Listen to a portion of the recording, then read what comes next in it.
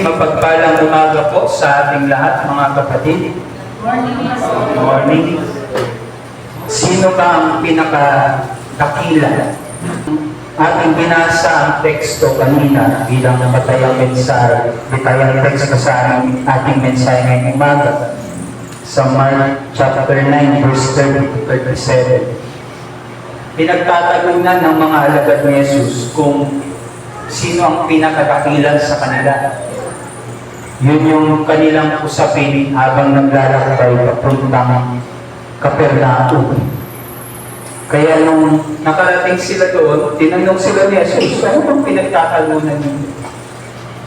At hindi sila makasagot kasi ang pinagtatalunan nila kung sino ang pinakadakila sa kanila.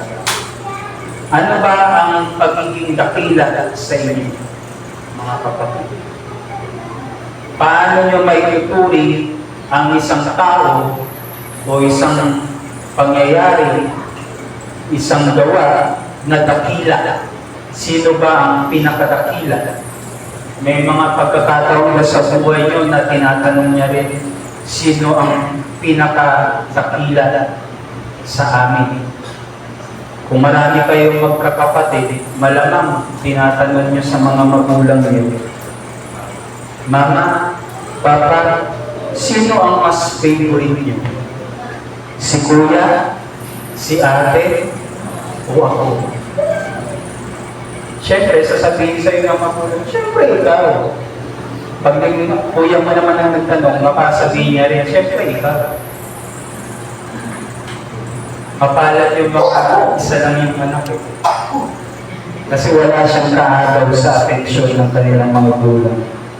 Sa panahon natin ngayon, tulad ng ito ng pagtatanong ng mga bata, kung sino bang favorite.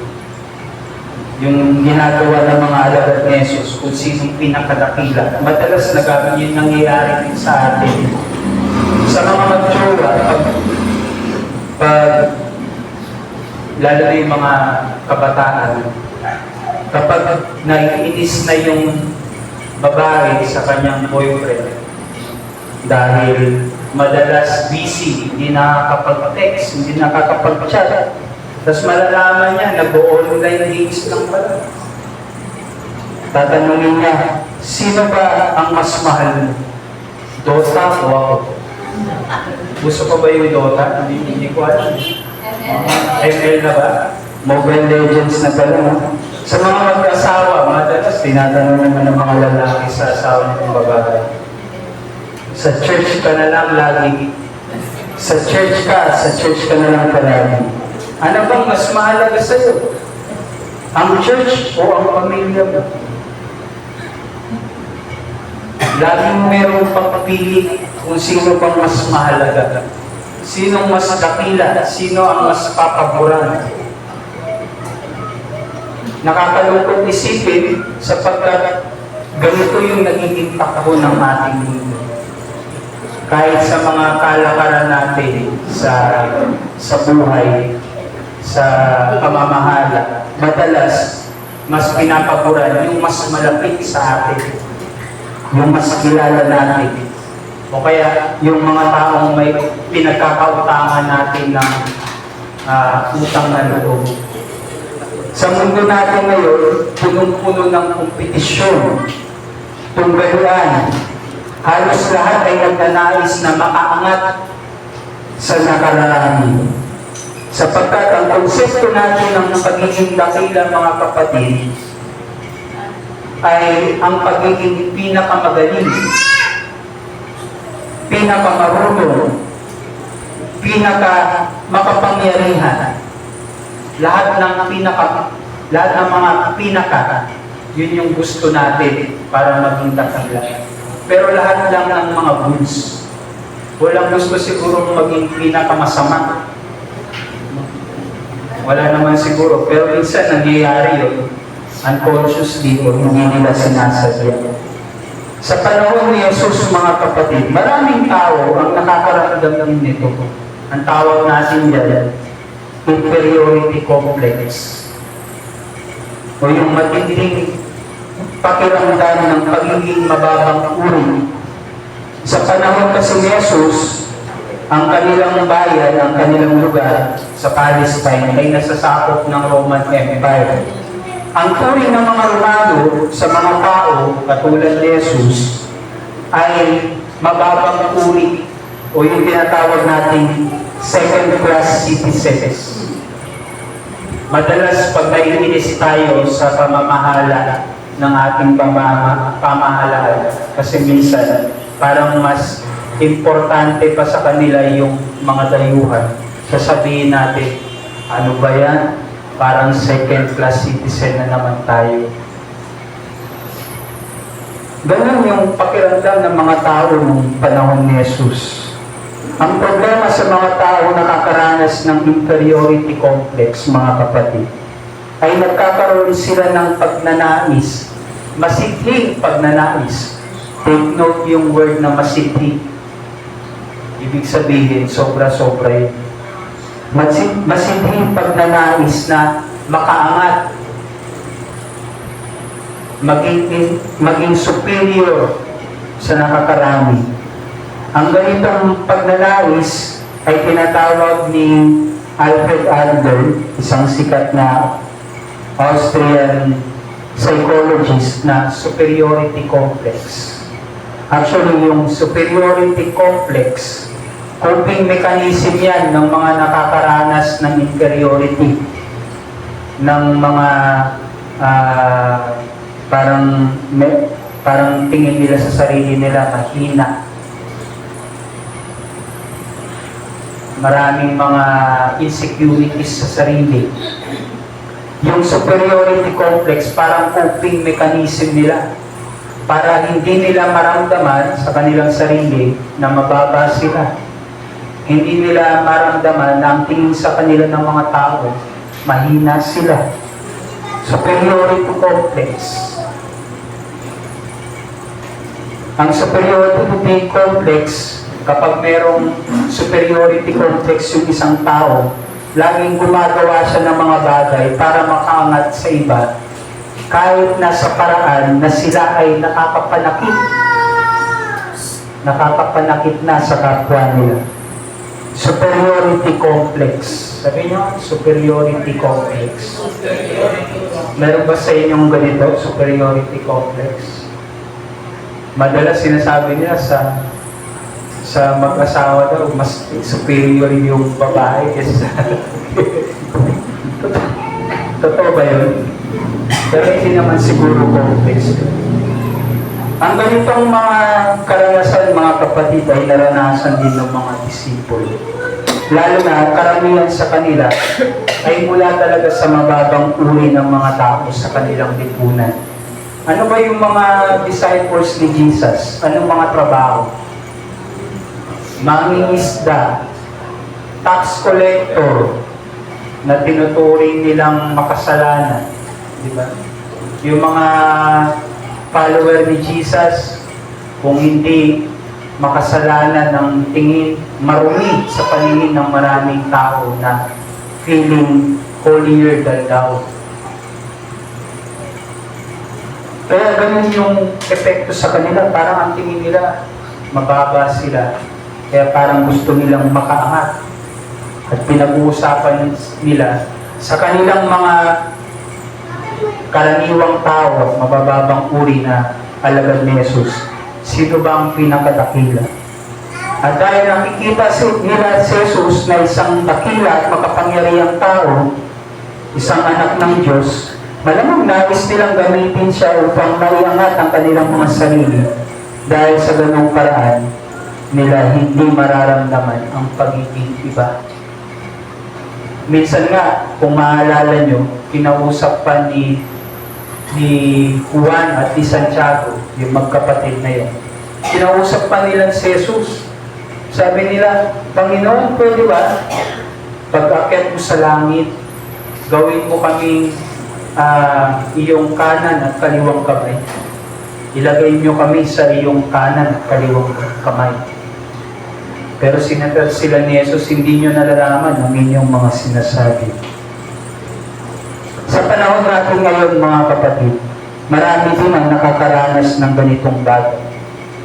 Mga tao na pagkakaita ng karapatan, mga marginalized o yung mga taong tinuturing mababa sa ating lipunan, mga biktima ng pang-aabuso, mga taong mahihirap o yung mga nasa laylayan ng lipunan. Lahat sila ay nais makaangat sa kanilang buhay at makatikim ng kaginhawaan. Kahit may mga taong nakakaangat na sa buhay ay nagnanais pa ding makaangat pa ng higit doon sa mga taong nakakaangat na. Bakit kaya? Bakit ganun lagi yung mindset nating mga tao? Bakit ganun ang mindset ng maraming tao? Meron bang tao na nagnanais mag-stay na lang na mababa? Ordinaryo, simple. Pero sabi ng mga psikologista, lalo na yung mga nasa larangan ng pag-aaral ng behavior ng mga tao, natural daw sa tao ang makaramdam na sila ay mababa at nagnanais na makaangat. Minsan, hindi nila inaamin sa kanilang sarili. Minsan, pag sinabi nilang, ako ang pinakadakila, it's a sign na sila nakakaramdam ng inferiority. Ngunit, ganito ang sinagot ni Jesus sa kanyang mga disipulo. Ang sino mang tumatanggap sa isang batang tulad nito, alang-alang sa aking pangalan, ay ako ang tinatanggap. At ang sino mang tumatanggap sa akin ay hindi lamang ako ang kanyang tinatanggap, kundi pati na rin ang nagsugo sa akin. Marcos, Kabanata 9, talata 37.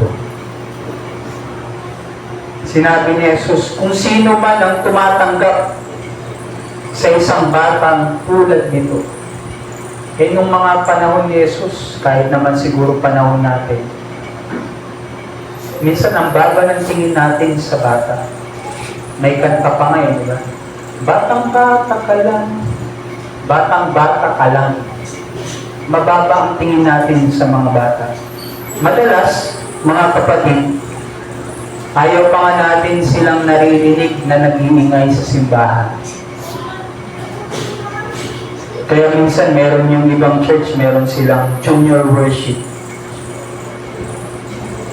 Doon yan, sa junior worship, para hindi maingay dito, hindi makaabala. Ginawang nursery yung simbahan. Sinabi ni Jesus, sa aklat naman ng Mateo 18:3-4, halos pareho ng sinabi niya sa Marcos. Sabi niya, tandaan niyo ito, kapag hindi kayo nagbago at tumulad, yun yung mga salita niya ngayon, magbago at tumulad sa mga bata, hindi kayo mapipilang sa pinaghaharian ng Diyos. Ang sino mang nagpapakababa na gaya ng batang ito ay siyang pinakadakila at pinaghaharian ng Diyos. At alam natin mga kapatid na ipinakita ni Jesus ang kanyang pagiging mapagkumbaba. Nanatili siyang mababa kahit na nakikita ng marami ang kakayanan niya, ang karunungan niya, ang kapangyarihan niya bilang anak ng Diyos. Kaya nga sinasabi niya, darating ang panahon, dadakitin ako at ibibigay doon sa mga taong nagnanais patayin ako. Si Jesus, hindi siya namatay ng basta-basta lang. Namatay siya kasi sa pagpapakita niya ng pagpapakababa. Pagiging alagad, pagiging lingkod ng marami. Marami sa atin ayaw maging lingkod. Marami sa atin gusto lang mag-utos. Sinasabi nila, bossy. Mas gusto natin yung pinaglilingkuran, yung treatment sa atin VIP. Ano ang nais sabihin ni Jesus sa atin bilang kanyang mga alagad? Ang nais sabihin ng ating Panginoon sa atin ngayon bilang mga alagad, magbago kayo. Baguhin nyo yung inyong mga pananaw at gawa. Huwag nating gayahin ang kaisipan na itinuturo ng ating mundo kung ano ang pagiging dakila. Yung konsepto ng pagiging dakila. Huwag natin ding gayahin ang paraan ng mundo kung paano ang maging dakila. Ang makipagkompetisyon o gumawa ng masama sa iba alang-alang sa makasariling pagnanais na makaangat sa iba. Yung kagustuhan mong makaangat, minsan may natatapakan ka ng tao. Walang problema para sa pagpapaunlad ng buhay, ng sarili, makaangat. Walang problema doon. Ang problema lang, pag meron ka ng natatapakang tao, pag namumuuna sa iyong sarili ang pagiging mapagmataas at mayabang at nakakalimutan mo yung mababang pinaggalingan. At tinatalikuran mo na yung mga taong tumulong sa iyo nung nagsisimula ka pa lamang. Huwag nating gayahin mga kapatid ang paraan ng mundo kung paano maging dakila. Bagkus, nais ni Jesus na paguhin natin ang ating mga sariling pananaw at gawa. Baguhin natin ang ating makamundong pananaw at palutan ng pananaw na tulad ng mga bata. Ito ay yung pagiging mapagpakumbaba. Nung mga bata tayo, tinuturuan tayo ng ating mga magulang, mga nakakatanda sa atin, na mag-sorry kapag nagkakamali. Pag lumalaki tayo, pag matanda na tayo, nakakalimutan na natin na mag-admit sa ating mga pagkakamali. Ang pagiging mapagkumbaba ay isang natural na katangian ng mga bata dahil ang katangian nila, yung sa kanilang murang isipan, alam nila na sila ay kulang pa sa kaalaman. Marami pang bagay sa mundo ang kailangan nilang maranasan, matutunan. Kaya nga minsan marami silang tanong eh. Di ba? Yung mga bata na toddlers pa o kaya mga nasa age 8 to 9 or to 11, dami nilang tanong. Tapos pag tinanong mo, pag sinagot mo, magtatanong ulit. May follow-up question hanggang maubusan ka na ng isasagot. Ganun sila mga kapatid. Ganun din ang dahilan kung bakit mabilis silang sumunod kapag inuutusan. Mga bata to ay yung mga ages 11, 8 to 11. Hindi ko alam sa mga anak dito na nasa high school na. Minsan ang hirap ng utusan. Diba? Mabilis silang utusan sapagkat tinitingnan kanilang mataas at mas marunong kaysa sa kanila. Minsan na kahit inuutusan, nagagawa nila yung ginagawa nyo kasi natututunan nila sa pagtingin lamang nila sa inyo. Diba? Kapag sila ay napapagalitan, o di kaya ay may kaaway, nagtatampo din sila. Pero maya-maya, nawawala din at inaako nila ang kanilang pagkakamali. O di kaya ay nagpapatawa. Kahit na sinasabi natin na sila ay makukulit, katangi-tangi pa din sila sa paningin ng ating Panginoon sapagkat natural sa kanilang pagiging mababa, pagiging mapagpakumbaba. Pinahalimbawa ni Adam Grant, isang organizational psychologist, ang kahalagahan ng humility o yung pagpapakumbaba sa nangyari sa NBA team na Miami. Hindi ko alam kung nanonood kayo ng basketball, mahilig kayo sa basketball, nanonood kayo ng NBA. Noong 2010 to 2011 season, yung kupulang ito ay nakapag-sign ng 2 superstar. si LeBron James at Chris Bosh.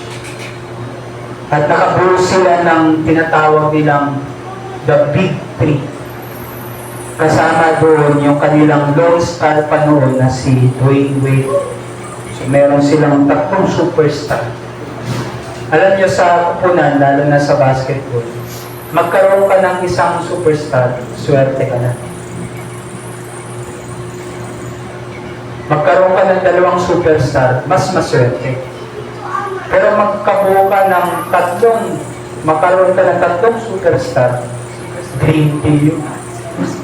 Dream team. Kumbaga, ikaw yung team to beat. Mataas yung expectation ng mga tao doon sa team na yun. Sapagkat meron silang 3 superstar. Hindi lang isa, hindi lang 2, kundi 3 superstar. Ang tinuturing nila, maraming tao, tinuturing yung team na yun nung mga panahon na yun na dream team. Sinabi pa nung kanilang superstar, naging leader ng grupo, si LeBron James. Nung tinanong siya, sa palagay mo, ilang championship kaya ang pwedeng makamit ninyo sa kupunang ito?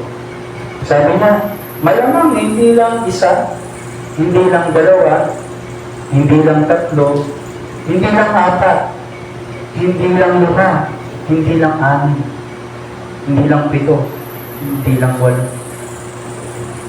Ibig sabihin, more than that.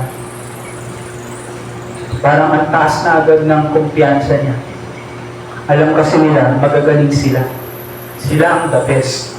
Pero alam niya ang problema ng mga kapatid.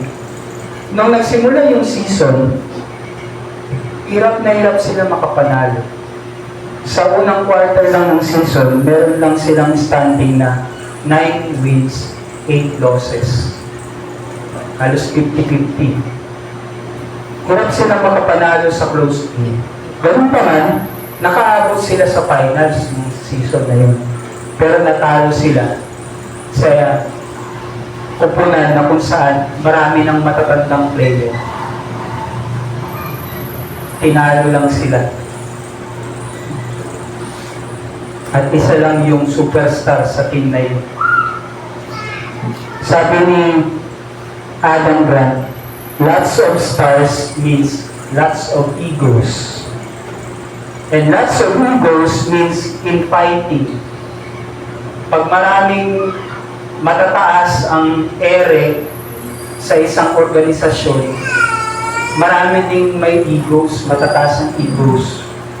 Ayaw magpatalo, ayaw magpakumbaba, ayaw magbigay. Gusto lagi sa kanya yung spotlight. Kaya ang basketball, team sport yan. Sa simbahan, kailangan din ng pagbibigayan. Kasi isa tayong komunidad. Sabi ni Adam Grant, pagpapatuloy niya, excellence is not believing that you are the best. Tandaan niyo ito mga kapatid. Ang pagiging magaling ay hindi pagpapaliwala sa iyong sarili na ikaw ang pinaka magaling. Excellence is not believing that you are the best. It's actually about striving to get better. Kung sino yung nais maging dakila, kailangan niyang pagbutihan na mas mapabuti ang kanyang sarili. Hindi mo kailangan hanapin ng kung paano maging dakila. Ibibigay sa inyo yun ng tao kung nakikita nila mahusay ka, mabuti, at higit sa lahat, walang tinatapakan na tao. May mga nagsasabi na ang mga bata ngayon matitigas ang ulo. Hindi na marunong sumunod at sumusuway na sa mga magulang. Totoo ba yun, mga siwayet? Totoo. May mga magulang na tumango eh. Di ba? Pero bago natin sabihin, ito mga kapatid, pasingkali sa mga magulang, alamin natin muna kung bakit ganun sila. Kasi maaaring nagmumula din sa atin Saan ba nila natututunan ang mga ito? Kung hindi naman ito natututunan sa atin, malamang sa kapwa nila. At yung mga kapwa nila na kabataan, baka natutunan din sa kanilang magulang, sa bahay, sa mga nakakatanda. Tandaan natin lagi na tayong mga nakakatanda ang magtuturo sa kanila. Nakikita nila ito sa ating mga gawa. Merong ang kasabihan, di ba? Ang maling gawa ng nakakatanda sa mata ng bata ay nagiging tama. Pero mga kabataan, tandaan nyo ito, pag medyo na-develop na yung inyong sense ng pagdidesisyon sa buhay, pagtitimbang ng mga bagay, pag alam kung ano yung tama at sa mali, nasa inyo na yung responsibilidad at wala na sa magulang. Kayo na ang pumipili kung ano yung tatahakin yung landas. Kaya sana, huwag nyo rin pahiyain ng inyong magulang. Kung pinalaki niya kayong mabuti, pero lumaki kayo sa layaw, problema nyo na yun. Kaya mga kapatid, piliin natin ang natural na katangian ng mga bata na magpakumbaba. Gabayan natin sila sa tamang landas ng pamumuhay at kakain sila sa pananampalataya sa Diyos upang sa kanilang paglaki ay magkaroon sila ng takot sa Diyos at itahak ang wastong landas ng pamumuhay. Hindi mapagmalaki, hindi makasarili, kundi ay mapagpakumbaba at mapagbigay. Tandaan natin ito mga kapatid. Ngunit ang ating pagtuturo sa mga bagay na ito mga kapatid sa mga bata ay magsisimula lamang sa pagtuturo natin din sa ating mga sarili. Sapagkat ano man ang sinasabi ng ating lubi, kung hindi naman ito nakikita sa ating gawa, walang saysay. Sa pagdiriwang natin ng Children's Sunday, nawa ay makita natin ang kahalagahan ng mga bata sa ating simbahan at sa ating lipunan. Sila ang modelo ni Jesus upang turuan tayo kung paano ang maging mapagpakumbaba at maging mababa. Nasa kanila ang paghahari ng Diyos. Ating silang akayin, turuan at protektahan. Ating sundan ang aral ni Jesus na sinabi niyang, hayaan ninyong lumapit sa aking mga bata at huwag ninyo silang pagbawalan sapagkat ang katulad nila ang magpapadilang sa kaharian ng Diyos. Tandaan ninyo, ang sino man hindi tumatanggap sa kaharian ng Diyos tulad ng pagtanggap sa isang bata ay hindi makakapasok sa kaharian ng Diyos. Mapagpalang linggo po sa ating lahat. Sumayin niyo ang kapayapaan, kaharian ng Diyos.